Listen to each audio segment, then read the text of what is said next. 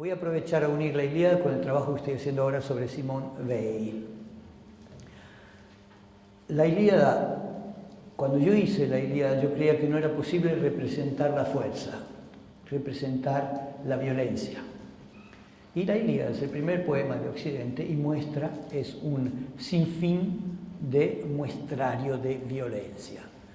A un punto tal que, por ejemplo, Christa Wolf, que ha trabajado varios textos clásicos, dice que ella prefiere la Odisea a la Ilíada porque la Ilíada le parece solo un aburrido campeonario, un aburrido catálogo de hechos de violencia. Sin embargo, tal vez Christa Wolf no leyó a Simone Weil.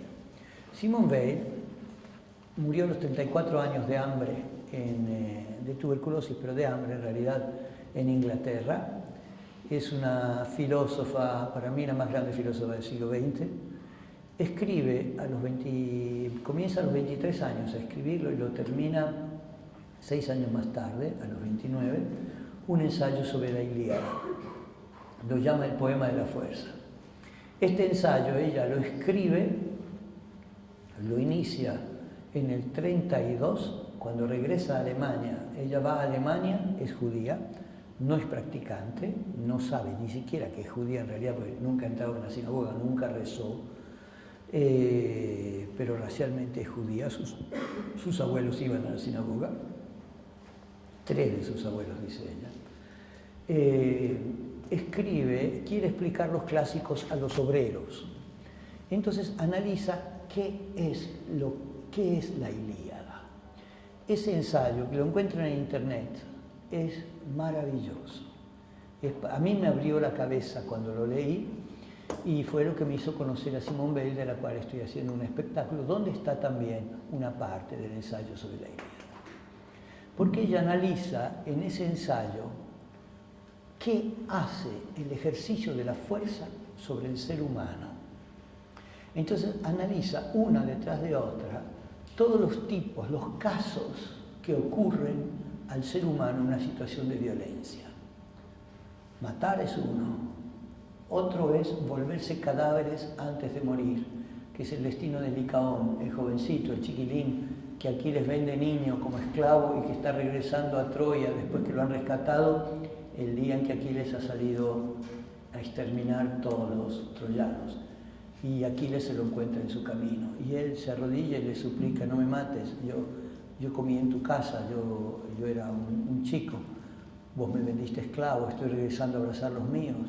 Y Aquiles lo mira y le dice: Patroclo murió y era mejor que vos, y a mí no me ves, soy hijo de una diosa, mi padre es un rey, yo también moriré al alba o al ocaso de un día cualquiera, ahora morí vos. Y Licaón hace algo extrañísimo. Licaón baja los brazos y ofrece el cuello.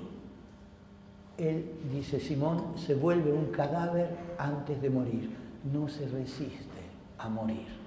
Tanto que Aquiles le hunde la espada o la lanza como si fuera un espiedo y después lo tira al río. Y ese es el momento en que el río se revela ante tanta crueldad de Aquiles. Es el momento en que el río hierve y persigue a Aquiles, se desborda. El río es un dios, el escamandro. Ese es uno de los... Entonces, volverse cadáveres antes de morir. Otro ejemplo es, ella habla del ocaso de la piedad, que no hay frente, la jactancia luego de la victoria. El ejercicio de la fuerza que vuelve a uno se cree omnipotente porque ha ejercido la fuerza. Héctor, después que mata a Patroclo y decide no regresar a las naves, no regresar a Troya, quiere asaltar las naves, llega hasta que Aquiles reacciona, y luego es Héctor que suplica piedad a Aquiles, o al menos le suplica que entregue su cuerpo al padre y a la madre, que honren su cuerpo. Y eso es otro modo de volverse objeto, víctima de la fuerza. El victimario es víctima de la fuerza porque no sabe cuándo su fuerza acabará, cuándo va a ser él mismo víctima. Es otra de las formas que analiza. Luego, Simón analiza la esclavitud, es otra de las formas de ejercicio de la violencia y de la fuerza. Y en la esclavitud, ella dice algo extraordinario, ella cuenta que para poder llorar su propio dolor, un esclavo tiene que llorar el dolor de su dueño. Entonces Briseida finge llorar por la muerte de Patroclo para llorar en realidad por su marido, sus hermanos y su padre asesinados. O sea que el esclavo pierde todo, pierde también el derecho a sufrir, a expresar su sufrimiento. Tiene que camuflar su sufrimiento en un sufrimiento amigable al dueño, al patrón, al que lo posee, porque si no, le van a hacer daño de nuevo. Entonces Briseida finge llorar por una persona que no le importa o que le importa poco, para llorar en realidad por quien en realidad le importa. Hace años, cuando yo hablé aquí, no sé si era aquí o era en la universidad, no sé, conté la historia de Graciela D'Aleo, que tiene que ver con esto. Después Graciela D'Aleo fue una militante montonera que fue raptada y torturada en la ESMA y que se salvó porque ella era una gran taquígrafa. Y entonces fue una de las pocas sobrevivientes, terminó trabajando en las oficinas de Macera, donde la hacían. Es de esas que hacen así, escriben y no se equivocan, nada, ¿no? En vez de estar como nosotros, comunes mortales. Ella cuenta en La Voluntad, que es un libro, 3 volúmenes, que hicieron Anguita y Caparrós sobre la historia de la violencia revolucionaria en Argentina. Cuenta que a un cierto punto a ella y a otra mujer la sacan a festejar el día que Argentina ganó el Mundial en el 78. Y ella se asoma pide permiso para asomarse por el techo, es un decapotable en la que sus cancerberos la llevan, y ve toda la gente que festeja y se da cuenta que el horror que ellos viven, el lugar en el que están, no ha servido a nada, que se han olvidado de ellos, que ellos no existen. Y se pone a llorar y al instante le dicen bajá, la tiran para que baje, porque ya estuvo demasiado. Y ella en un momento tiene que resolver el siguiente problema: ¿cómo hago para que no se den cuenta que estoy llorando? Porque si se dan cuenta que lloro, se van a dar cuenta que no me han recuperado, que no estoy de su lado y me van a desaparecer, me van a matar. Entonces baja y dice, estoy llorando de alegría. Finge que sus lágrimas son lágrimas de alegría para poder justificar esas lágrimas al amo de su vida, que es el cancerbero que la tiene, el tipo del grupo de tareas que la tiene apresada. Ese es un ejemplo que Simone Weil da respecto a Briseida y que yo les puedo contar transferido, porque hice un par de transferencias al presente cuando hice la Ilíada, pero lo hice sobre la persona de Rodolfo Walsh. La historia de Graciela D'Aleo la escribí toda, pero al final no la conté. Recuerdo que en esa conferencia yo dije que cuando le estaban por disparar, ella estaba tabicada, vendada, la estaban por pegar un tiro, y le dicen, ¿no vas a decir viva los montoneros? Y ella dice no, y dice algo que yo no sé, no recuerdo bien porque lo he vuelto a olvidar, no sé si dice Dios mío o Virgen Santa, pero ella es creyente, nombra a Dios o nombra su creencia. Y cuando yo conté eso en la universidad hace muchos años, había una amiga de Graciela que grabó mi charla y se la llevó. Y me llegó un correo de ella, indignada, porque me decía, yo no decía, ahora no sé cuál dijo, yo no decía Virgen Santa, yo decía Dios mío. O al revés, entonces yo le escribí y le dije, Graciela, le pido disculpas, yo estaba citando de memoria un libro que había leído 4 años antes. Después nos hemos visto, nos hemos conocido, nos estimamos y queremos mucho. Y ella me dijo algo que para mí es muy importante. Me dijo, usted no sabe lo importante que es para nosotros que se cuente exactamente lo que ocurrió. Exactamente. La víctima no admite mucha poesía alrededor de lo que le ocurre. La víctima necesita que lo que se le cuenta sea preciso. El don de la verdad, de la precisión. Es este el punto que muchas veces el arte, cuando enfrenta el horror, choca. Y ahí hay que tener una actitud ética respecto a esto. Podríamos razonar sobre eso, es un tema para mí muy interesante. Vuelvo a la Ilíada después de esta digresión. En la Ilíada, según Simón, están junto a todas estas formas de violencia, están también expresadas todas las formas del amor. El amor conyugal, que es el amor, o sea, esa frase que dice Andrómaca a Héctor. Andrómaca y Héctor, que son esposo y esposa, se encuentran solo una vez en la Ilíada y no se van a ver más. Y cuando se están separando porque él tiene que volver a combatir, ella le dice: me dejas viuda y sola en nuestra casa, y nuestro hijo es todavía un niño y no crecerá. Esa es la frase, yo la estoy sintetizando como la hice en mi obra. La amistad entre los amigos, esa es una de las escenas más conmovedoras tal vez de la Ilíada, cuando el alma de Patroclo se le aparece a Aquiles y le pide: Aquiles, te ruego, no me dejan pasar el río las almas de los muertos, enterrame, por favor. Y les describe, quiere que lo pongan en una urna y que luego, cuando él morirá, las cenizas del amigo también vayan a esa urna y se mezclen los dos, ¿no? Que queden mezcladas las cenizas de ambos. Y también Simón describe en un modo extraordinario la amistad que nace entre Príamo y Aquiles. Y ese es, tal vez, dice, el punto más alto, porque Príamo llega protegido por Hermes, oculto por Hermes, a la carpa de Aquiles para pedir el rescate de su hijo, y se observan, se miran, comen juntos, duermen juntos. Luego Hermes lo despierta y le dice: viejo, no exageremos, vete ahora. Pero hay un momento en que dice, luego, dice, como yo lo traduje, porque no es exactamente la Ilíada que ustedes leen, es como yo la he adaptado, pero dice: Aquiles lloraba por el padre y por Patroclo muerto. Príamo lloraba por Héctor, acurrucado a los pies del que lo había matado. En la casa se oía el llanto de ambos. Luego se observaron. Príamo admiraba la fuerza y belleza de Aquiles, parecido a un dios. Aquiles admiraba el rostro noble del anciano, escuchaba su voz. Y cuando se cansaron de mirarse el uno con el otro, quisieron dormir.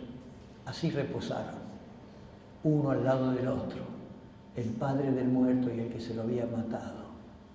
Entonces ella dice que ese es uno de los momentos más sublimes del amor, que nace en una especie de amistad, de respeto entre dos enemigos irreconciliables y que van a seguir siendo enemigos.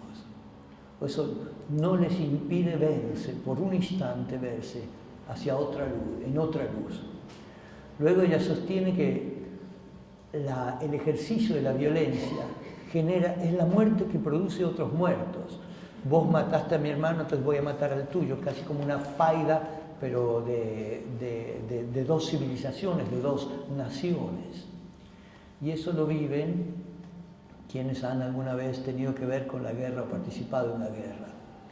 Yo les aconsejo a todos, si quieren entender esto, de leer ese libro maravilloso que es Sin novedad en el frente occidental, de Erich y María Remarque, que es el gran libro, es el primer libro que Hitler quema, y es el gran libro sobre la guerra, sobre la Primera Guerra Mundial, que es espeluznante, pero también es un himno a la amistad, un himno a la... Y este es otro aspecto de lo que Simón habla de la Ilíada. Simón dice: la Ilíada tiene una amargura que nunca se rebaja al lamento. Y lo dice de este modo: parece el canto de alguien que, recordando una victoria, haya apenas sufrido una derrota. O sea, que conserva en el alma los dos lados, la derrota y ¿no? Y dice luego: la amargura concierne a la única causa justa de amargura, la sumisión del ánimo humano a la fuerza. Nadie Nadie está a salvo de esto en la tierra. Esa es la frase que Simón utiliza. Yo una vez fui a hacer una conferencia a Siena, en la ciudad de Siena, una ciudad más bella que existe en Italia, en la cátedra de historias clásicas, de los expertos, si era el talón o era el dedo gordo del pie de Aquiles, o sea, esos que saben todo de todo, los filólogos, todos hablaban griego, yo me sentía muy raro haciendo una conferencia para esa gente. Fue muy bien, por suerte. Y después le pregunté al decano de la universidad qué pensaba del ensayo de Simone Weil. Y me dijo, esa, y aquí dijo una palabrota, esa HDP, dijo así, escribió en 30 páginas lo que todos nosotros hubiéramos querido escribir durante toda nuestra vida. Así, le reconocía a ella un poder de síntesis brutal y decía que era el ensayo que cualquiera de ellos hubiera sacrificado todos los libracos que escribían por esas 30 páginas de pura lucidez. Entonces la encuentran en internet, o si quieren vénganse a ver el espectáculo que hace propaganda subídola, donde de algún modo está presentado. En la obra yo presenté los fragmentos sobre la Ilíada, no como lo hace Simón, hablando de todos los personajes, porque nadie conoce la Ilíada. Ya si digo Andrómaca no saben que es la esposa de Héctor, aquí sí. Tal vez, no todos, tendría que indagar. Pero seguramente afuera no. Entonces tengo que decir Andrómaca, la mujer de Héctor, Héctor, el marido de Andrómaca. Entonces digo, Príamo, Aquiles, Andrómaca y Héctor. Hablo de ellos 4. Entonces lo que Aquiles le hace a Licaón lo coloco como que él se lo hace a Héctor. Cosa que ustedes me matarían. Pero lo tengo que hacer para que el público entienda. Si no, se pierden con los nombres y se pierden... Bueno, eso es respecto a la Ilíada. Entonces, un poco ese es el tipo de cosa que yo busco constantemente en mi teatro. ¿Cómo creo imágenes? No me importa el texto va a llegar. Incluso mientras estoy creando imágenes voy construyendo el texto. Y a veces es el texto, por ejemplo, la Ilíada. ¿Cómo realizo la batalla entre Héctor y Aquiles? ¿Cómo hago la batalla entre Patroclo y Héctor? ¿Cómo mato a Dolón, que es degollado? A todas esas preguntas yo respondí con acciones y con imágenes. Y después escribí el texto. El texto para mí es la cosa más fácil. Es solo escribir. Y está, sale. Una vez que sabes de qué estás hablando, el texto va a salir. El ejercicio de la violencia. Por eso Simón tenía tanta lucidez cuando ve todos los lados, todos los lados. Yo no me dejé tentar por el lado de decir, bueno, pongo los troyanos como los militantes y los griegos. No, dije, alto. Tengo que hacer viajes al presente para que se entienda qué se ha vuelto la violencia hoy día. Nosotros, para hacer la Ilíada, enfrentamos todas las batallas como danzas. Ese fue un primer nivel. Tuvimos un maestro de danzas que por un año nos enseñó todas las danzas bolivianas. A mí no, porque yo hacía el texto, yo soy el único patadura que no hizo las danzas. Pero todos los demás bailaron todas las danzas bolivianas. Y después transformé esas danzas en batallas. Las que se prestaban, algunas se prestaban, otras no. Hay un momento, hay una procesión, la procesión de los muertos, en que la procesión de los muertos es una procesión que ellos hacen llevando los cuerpos, sus muñecos, los cuerpos de los cadáveres. Esa procesión de los muertos fue hecha usando el paso de la morenada. ¿Agarra un segundo? Sí. Perdón, se los muestro. La morenada en Bolivia es el modo en que muestran los viejos esclavos que caminan. Entonces, la idea es que ellos tienen grilletes, grillos aquí, que no pueden correr, entonces ellos hacen un paso que es, hacen este paso, que es así. van tropezando y tienen máscaras de negros. Ese es el paso. Sobre ese paso, entonces, marchaban todos estos en procesión y la música era un sirtaki griego. O sea, el ritmo de la música era un sirtaki que yo había encontrado en internet, Anamnesis se llama, uno de los más bellos que hay. Entonces aprendimos a tocar el sirtaki, éramos todos músicos, entonces todos tocábamos el sirtaki con charangos, con los instrumentos bolivianos, la música era griega, el paso era de una morenada y después había un texto de Agamenón sobre ese trono de cadáveres. Ese era. Entonces en el texto queda el trono de cadáveres, en la obra está esa procesión hecha con la morenada y con un sirtaki, y al final el trono de cadáveres. La primera cosa que yo hago es crear un espacio. La Ilíada tenía que ser un campo de batalla visto de dos lados.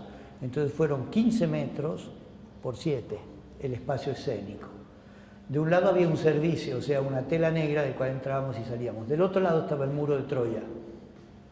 Y ese muro, yo ya sabía, tenía que ser el muro final en que quedaran las marcas, la memoria de todo el horror. Entonces sobre ese muro llovía sangre, sobre ese muro quedaban colgadas cabezas. Había una escena, la muerte de Dolón, que era una escena de gran guiñol tremenda, porque Dolón, ¿se acuerdan quién es Dolón? Ahora tomamos lección. Dolón, creo que es el capítulo 8, si no me equivoco, es Dolón el Lobo, es el espía troyano que va a espiar a los troyanos. En la Ilíada son Diomedes y Ulises que lo agarran. En mi obra era Agamenón y Ulises. Lo interrogan, le dicen no temas la muerte, él confiesa todo, dice dónde están los caballos, dónde, y después dice déjenme vivir, ahora llévenme, mi padre les va a pagar oro, es hijo de un rey. Y Ulises le dice, yo no te dije que no te iba a matar, te dije que no temieras la muerte. Y mientras le corta la cabeza le dice, presa estaba tu alma de vida cobarde, dime gracias, de ella te libero dándote la muerte, dime gracias ahora por tal libertad. Y Homero escribe, la cabeza rodaba en el polvo pidiendo perdón, que es una imagen que además se repite en la Odisea. En la Odisea también hay uno cuya cabeza rueda pidiendo perdón. Entonces, para hacer esa escena, nosotros iluminábamos al público con linternas, teníamos unas backlight grandes así, y enseguecíamos al público. Y el actor abría un cierre oculto en ese muro, era un muro de tela, un pintado de gris, parecía un muro de piedra, pero era tela. Lo abría, ponía su cabeza adentro, o sea, quedaba su cuerpo hasta aquí, y había una cabeza de cera, o sea, de látex, idéntica a él, que habíamos hecho un calco sobre su rostro, que le poníamos en lugar de su cabeza. Entonces parecía que él estaba así, con el cuerpo desnudo. Y Agamenón, con un cuchillo, le hundía el cuchillo acá. Y estallaba un globo de sangre, de colorante, ¿no? Que además el colorante lo hacíamos con maíz morado, colorante a la boliviana, ¿no? Y lo empapaba, salía un chorro de sangre, así. Y el público pegaba un alarido, porque pensaban que si es cine era splatter, pero en teatro era gran guiñol, era muy poco correcto. Y la gente primero gritaba y después se reía, ¿no? Y el otro se agitaba y haciendo así después sacaban la cabeza de él.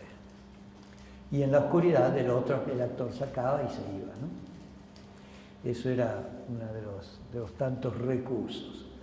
Entonces, por un lado las danzas, por otro lado las danzas para las batallas. La otra convención que yo traté de usar para la Ilíada desde el principio fue, y eso quien me inspiró fue un texto de Harold Pinter, que nunca cité.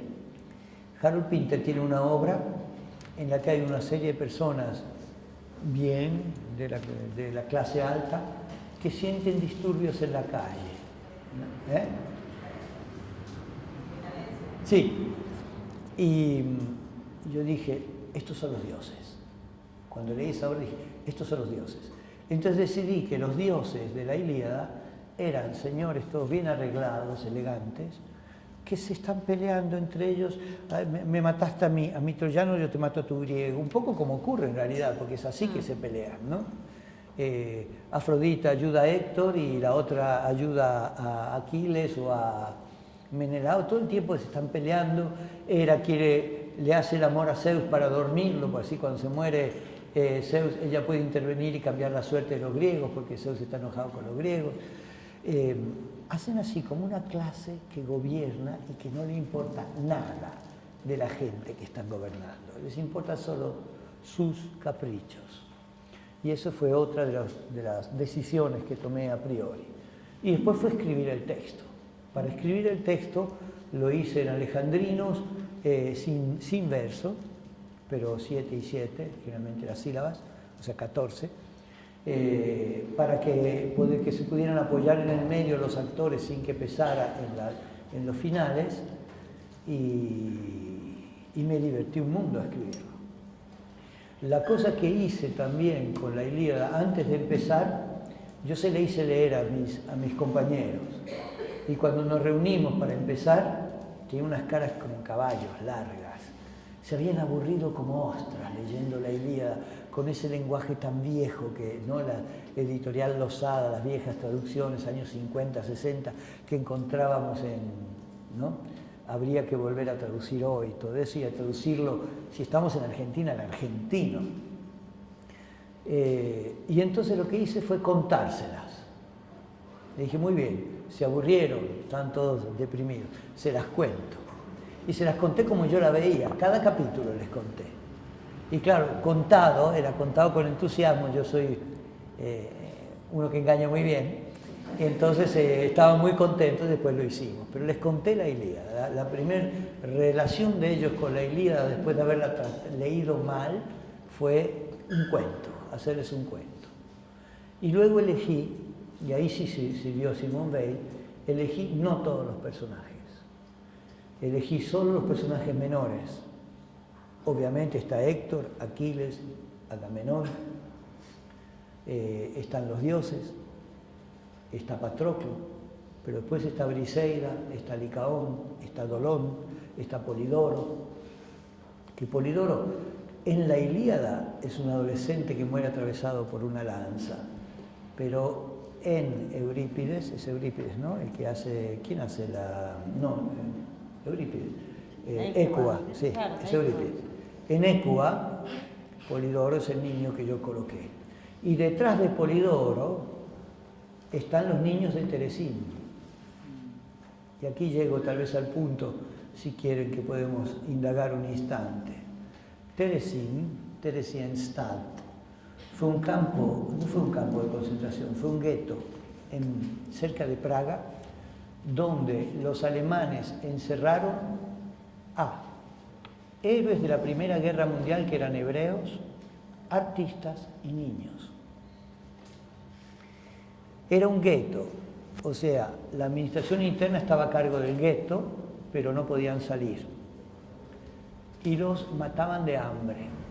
Hay videos sobre eso, porque a un cierto punto los nazis llegaron, pusieron como si hubiera panaderías, como si presentaron Teresín como un feliz caso de separación de los hebreos del cuerpo social. Los niños en Teresín dibujaban. Y yo hice uno de mis números, lo hice con los dibujos de los niños de Teresín. Y escribían poemas y cartas. Y yo usé fragmentos del poema de uno de los niños para Polidoro, para el personaje de Polidoro. El niño inerme que es degollado por el tío cuando ha sido llevado para ser salvado por ese tío. Y ahí usé esta figura de Teresín, de estos inermes. En Teresín se producía una actividad cultural que no se imaginan. Era un gueto, se morían de hambre, había un régimen alimentario peor que el de Auschwitz, y sin embargo, todas las noches había conciertos de todo tipo. Tocaban, sonaban, creaban. Hubo Ullmann, un director hizo el Requiem de Verdi y se lo mostraron a Himmler y a la plana mayor nazi. Y Himmler le preguntó, después de haberlo visto, el Requiem obviamente era una metáfora, era un Requiem a los nazis. Y Himmler le pregunta, ¿qué quieren? Y él dice que no nos separen. Muy bien, y los mandó todos juntos a Auschwitz. Ahora, sobre el arte y la realidad, tocar el tema de los campos de exterminio es tal vez tocar el punto donde el arte se vuelve impotente y muchas veces innecesario. Yo he descubierto algunas cosas. Cuando hay un dolor verdadero, el arte tiene que esperar. Hacer arte sobre lo que ocurre ayer va a molestar a esos que sufrieron ese dolor. Eso es algo que yo he experimentado. Yo he hecho una obra sobre un terremoto en Aikile y el lugar donde nos fue peor fue cuando lo hicimos en Aikile. Porque la gente me decía, ¿por qué no contaron esto? ¿Por qué no contaron? Lo mismo que me decía Graciela. ¿Por qué dijiste Dios mío si era Virgen Santa? ¿O dijiste Virgen Santa si era Dios mío? ¿Por qué no esto? Y esto otro. Señor, esto se olvidaron. Y esto no les bastaba, porque eran aún víctimas. ¿Me explico? Lo que bastaba al cuerpo social para entender lo que había ocurrido, no le bastaba a los que lo sufrieron porque era demasiado poco. Porque el arte es poco respecto a la realidad y sin embargo es necesario. Entonces la pregunta ética, que también tiene que ver con la Ilíada, ¿en qué momento podés contar? ¿En qué momento podés mostrar y cómo podés mostrar?